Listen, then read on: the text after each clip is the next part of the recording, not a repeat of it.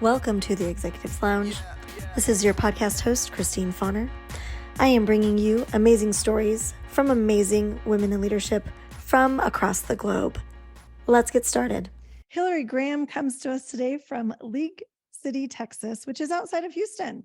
She's the executive director of Higher Up Texas, which is a nonprofit organization that is dedicated to teaching life skills to young adults and guides them to their successful futures. The vision of Higher Up Texas believes that all young adults have the knowledge, skills, and networks to be the best they can be and positively influence their communities. Hillary has been empowering youth since 2006 through her work in the nonprofit sector. Growing up, Hillary experienced some home life issues, which inspired her to delve into the issues children face. They may hinder their chances of success. And this speaks wholly to my heart today, Hillary. Having worked in K-12 education myself for a few years, the kinds of impacts you can make in these communities is pretty amazing. Welcome to the show. Thank you. Thank you very much. I'm excited to be here and to, embrace technology in such a new way, because I don't think pre-COVID we would have even thought about doing stuff like this. Yeah, I would say maybe even like a month ago, I'd be like, what? Podcast? How do you do that? And now here I am with a mic.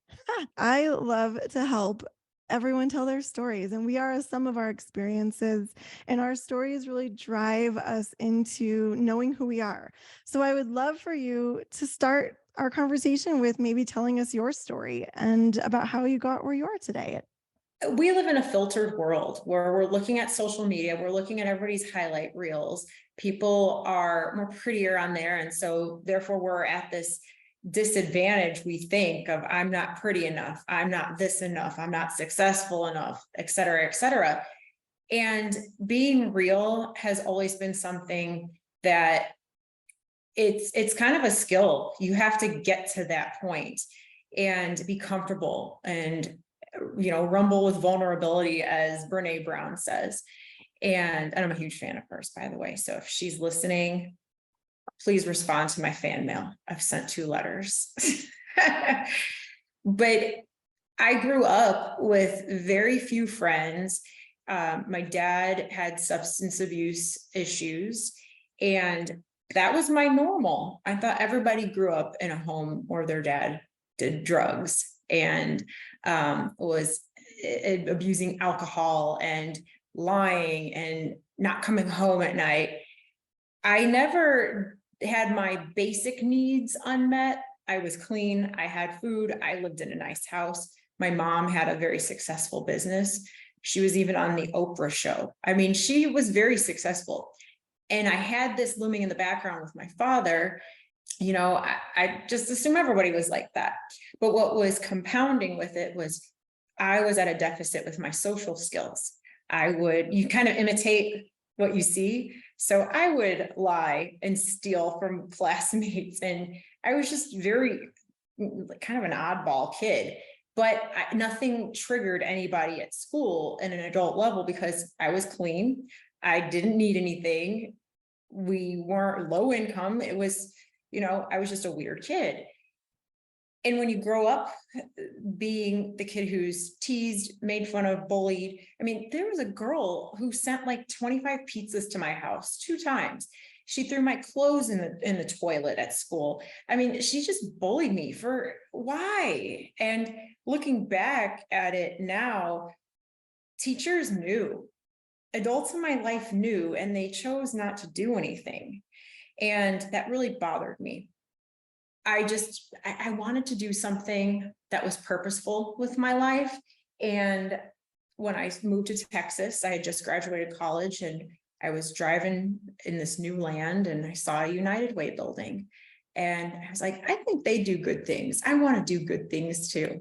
Such a cliche for a 22-year-old. I'm going to change the world. But that was the moment. And I remember I could see myself driving on that street, seeing that building. And I didn't have a smartphone to Google, what does United Way do? I had to wait till I went home. So I wrote a note in my car, look them up on the internet. And lo and behold, there was this job bank. And my first job, it called out to me. It was Big Brothers and Big Sisters mentoring. I loved that job. I was there. It was my first job. I was there for 3 years providing, um, you know, an extra role model for young people who may not have strong supports at home. I would interview and match people, and it was a lot of fun. It brought me a lot of joy. Shout out to Big Brothers Big Sisters. They're still operating, still large and in charge, and still need volunteers. Always needing male mentors as well, because there's a lot of single moms out there who say, I need a male role model for my son. I can't teach him these guy things that I don't know.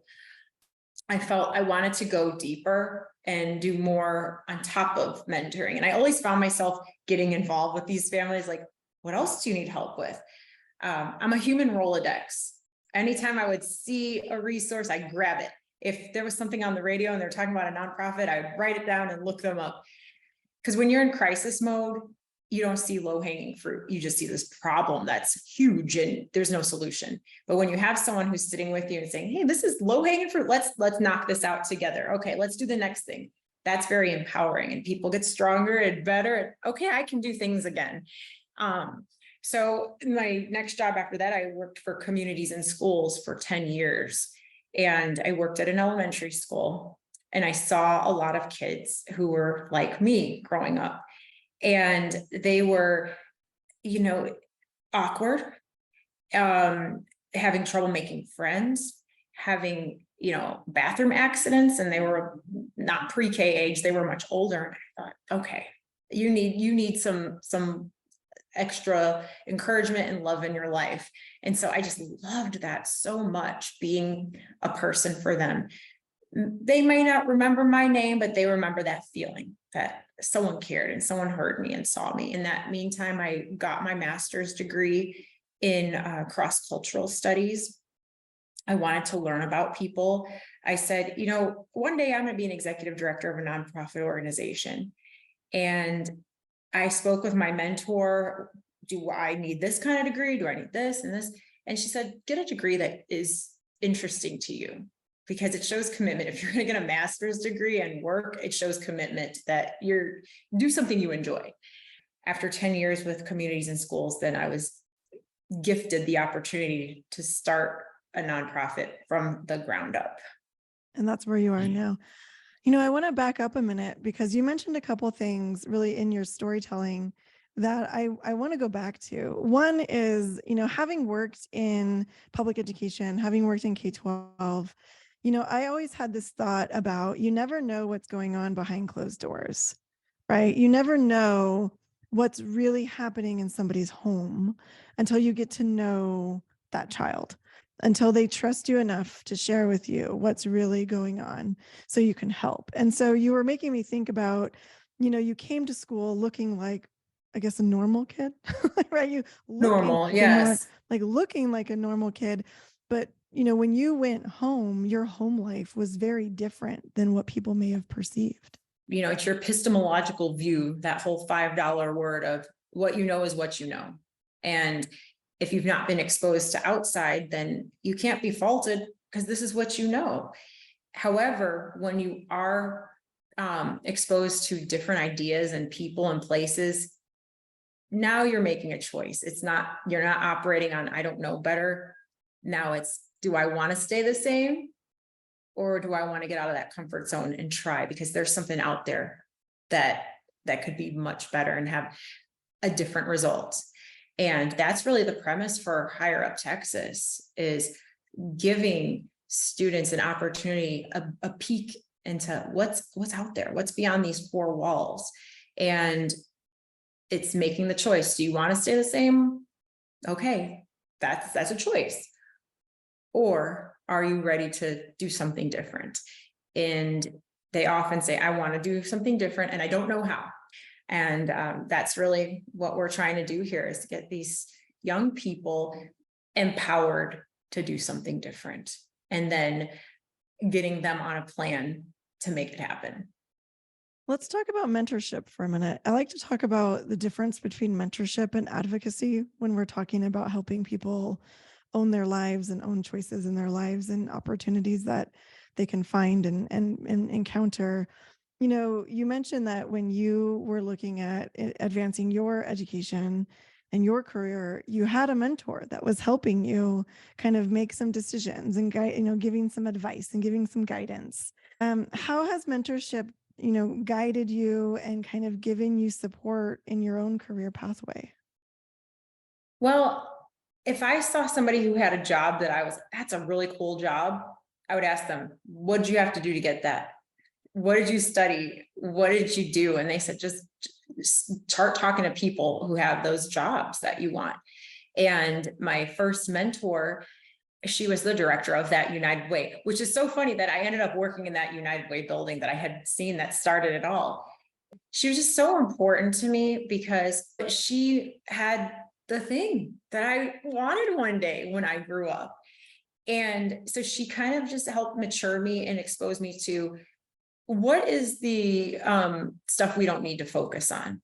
What really matters if you want to make this happen and be goal driven. And I'm so grateful for that. I could always come in and talk and get the immaturity stuff out. She would set an example and role model of how to better react to situations.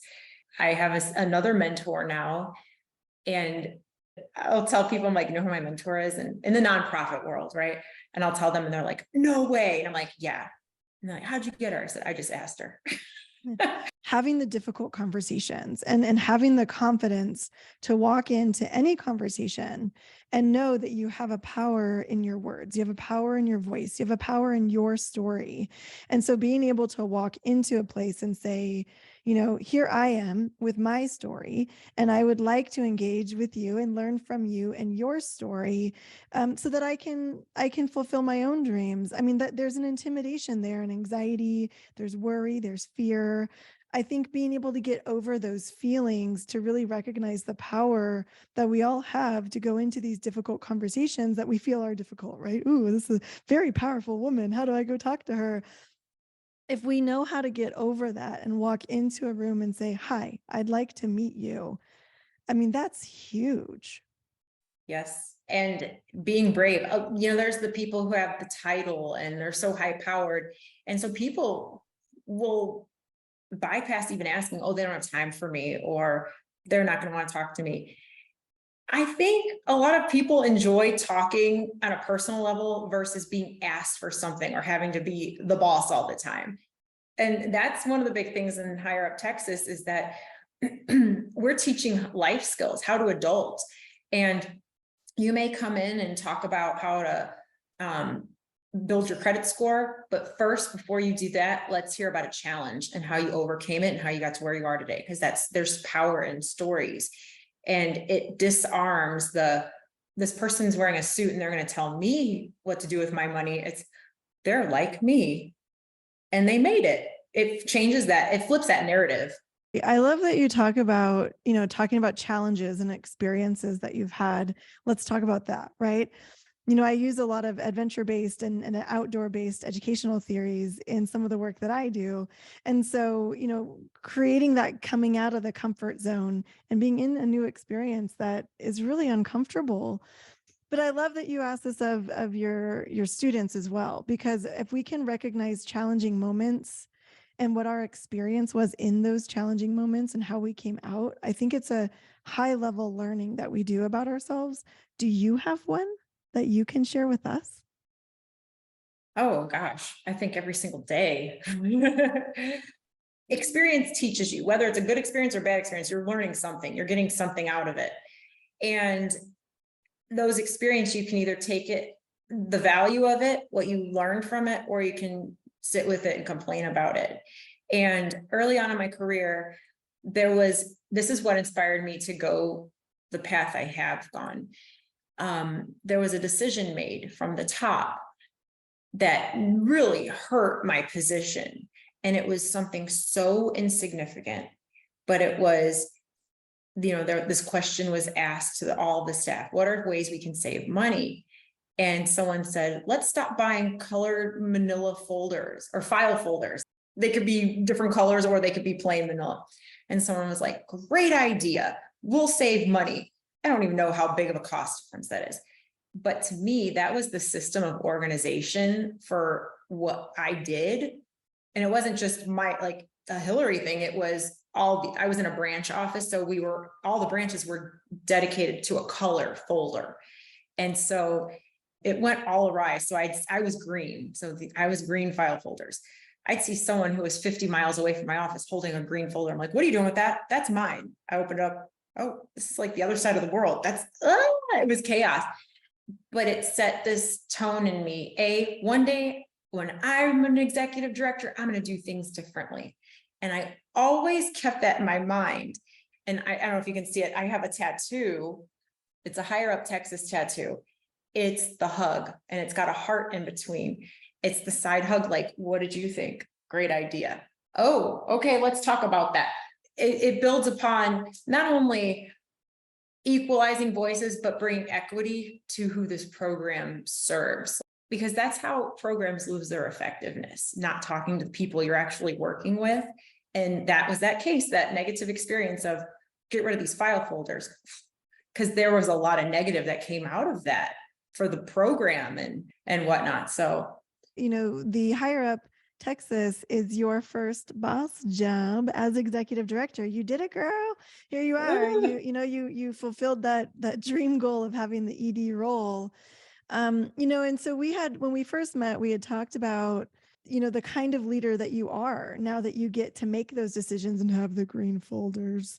Like, what are the strengths and characteristics that you have found you've really stepped into now that you have this leadership position as an executive director? being real, I make mistakes and owning those mistakes, not pushing it off. Well, this didn't work because that person didn't do it. I dropped the ball. I take responsibility. If something doesn't work, I didn't do my job articulating the clear expectations or how to do it. And I didn't cultivate an environment that was safe enough to talk about it. That's so important to me. Cultivating a community that is safe, welcoming, inviting for all, that every staff member feels safe to share. If there's an issue, there's so much power in I don't know. You don't have to be the smartest person in the room. And if you are, then you're probably not going to appreciate the vibe here. And I think another part of it is being collaborative. Nonprofits tend to stay in silos, and nonprofit work, you never have enough resources, financial, people, hours. I was just going to say, nonprofits tend to have that mentality of survive versus thrive, right? And so that survival mindset is a creation of scarcity feeling. And so that collaboration just goes down, down, down. So I appreciate you saying that when you have this collaborative mentality, this open mindset that we are a community and we can work together, you move into thrive, you become thrive. Absolutely. And our office is, I came in this room because it's quiet, but our office is just one big room. It's a very collaborative space. People are coming in and out all times. It's chaos. And it's beautiful because maybe this person's working on something and they hear me on the phone with someone and I come up with a problem and this person's like, hey, here's the solution. Great idea. Very collaborative. And nonprofits, working in nonprofit my whole career, you do operate on the level of scarcity. I can't buy that. I'm not deserving of that. We could never pay people that. I think that's wrong. Nonprofits are not standing around just looking for scraps. And that is such an issue that's on a societal whole about how we view nonprofit organizations. And in higher up Texas, I've just set a very high standard of how we operate. We provide a high quality program. We provide high quality materials, and I pay my staff. Like, I think it's ridiculous that you're paying more than most. I'm like, we are. That just why do we have to operate in that level? Yeah, let's raise the standard. Let's raise the standard. Absolutely. I was in this conference here in Colorado a few weeks ago where we had about 300 nonprofit organizations and funders in the same room together. It was powerful.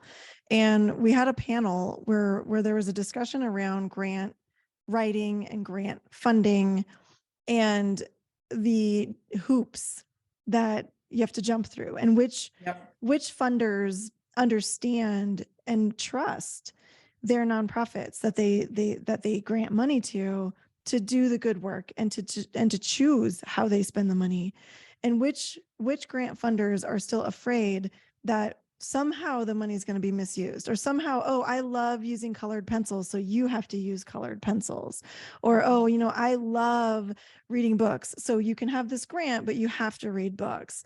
And emphatically in the crowd, huge applause when somebody stood up and said, can you please just trust us when you give us money, that we will use it for what we know is best for how to serve our communities. And just the room went nuts. There are nonprofits that have misbehaved with funds, and there are for-profits that have misbehaved with funds. That just because this organization did something not okay doesn't mean all of us are bad. And it's kind of like going back to that, how I operate as a leader. I don't say you have to earn my trust. I trust you. Why wouldn't I trust you? And in our program, I've taught the students, we call them the Huts. This is theirs. This is their program. This is the family business. If a donation comes in, I say, oh my gosh, look, we got this huge check. Can you write the thank you note now? And they do it, they understand because it's theirs. And they asked Miss Gramm, hey, is there any errands you need me to do? Here's my credit card. Can you go buy, XYZ? Yep. I laugh at that because guaranteed, if you asked a room of 1,000 nonprofits, how many, and you ask the question, how many of y'all would hand the organization's credit card to a client? You get that many, guaranteed. Me, I'm like, here. And I say, why wouldn't you hurt us? It's yours. That's different. That's a different feeling than you have to earn my trust. It's, I trust you. We don't operate as that way. And that's going back to that funding, that funder situation. I'm going to give you money with all these strings attached. I don't even apply that stuff anymore. I don't have the time. And I get funded, in the areas, there's always room to grow, but we recently received a significant gift from a very prestigious organization who saw us and saw the work we were doing. And it's like, you may be a little organization and you're not that old. We see you're doing something unique and you're doing it in a different way. And we want to invest in you. So more funders need to be like that. Agreed. We've talked about some of the challenges and some of the successes and some of the beliefs that you have in building an organization. What is your biggest challenge or roadblock right now? Well, right now, we are 4 years old and we've done 4 school years of our program. And when you're starting an organization, like from scratch, you have to create everything. Our program's doing something for an age group that's not being served. And it's very significant. Ages 17 to 23, it's a pretty odd age range, but nobody's working with them. And once you turn 18, it's basically a loaded gun. You can do some crazy stuff with that, or you can put it away safely and it's there, you're 18. With that being said, I wanted to make sure the program was really effective and done with intention. So now here we are 4 years later, and I'm building the infrastructure. So it's embracing technology that's making us more efficient, learning how to, use SharePoint and moving over to Bloomerang as our CRM, things like that. That's a challenge right now because it takes time. Time is a big need. Of course, funding is always something that's needed. Absolutely.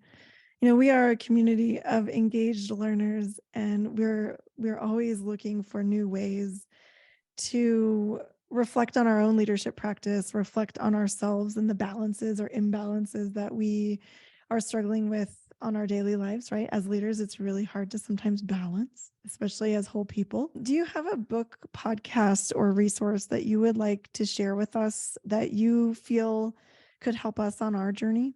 I am a groupie of the Minimalists. They have a Netflix, couple shows on Netflix. I am a Patreon subscriber. When they've come to town, I've seen them. I read every book. And one of them came to our classes. I reached out to them and it was TK. He flew in and came to Higher Up Texas and spent the entire day with all of my students. If I didn't ask, I would never have him, but I was like, why not ask? And it was really cool. So I just love the minimalists. It's not about like cleaning your house and getting rid of stuff, kind of, but it's curating your life like a museum. You go to a museum, it's very few things and it's done so beautifully. So they've really taught me to curate a life that I love and am proud of. Oh my gosh, I love that. If there's anything we can take away from you today, Hillary, it's two things. One is make the ask. Don't be afraid to just go introduce yourself and ask. And the second is that you can curate the life you want to live. Ooh, I love that. Mm-hmm. And always, my last one that I love, always write a handwritten thank you note. Always makes a big deal. I'm a big believer of that too. I love that one. Yeah, if anybody's out there knowing that you have a thank you to give, go write a note. It's so meaningful. Well, I'm so glad to have chatted with you today. Thank you so much for sharing with us. I can't wait for the next time. Thank you. Thanks for joining us today in the Executives Lounge, where we bust open the doors, slam through the ceilings, and make sure that we have a spot at the table and that we are the lounge. I am Christine Fauner, your executive leadership expert, continuously looking for those executive leaders that seek community, continuous learning, and have a desire to find the next adventure. Join us next time. Join our Facebook group, Roam Your Soul, and you can also find us on Instagram at Roam Your Soul. And don't forget to check out the website for upcoming adventures, www.roamyoursoul.com. And if you're looking for that next executive level leadership coach, you can find me at roamyoursoul.com/Christine Fauner Coaching.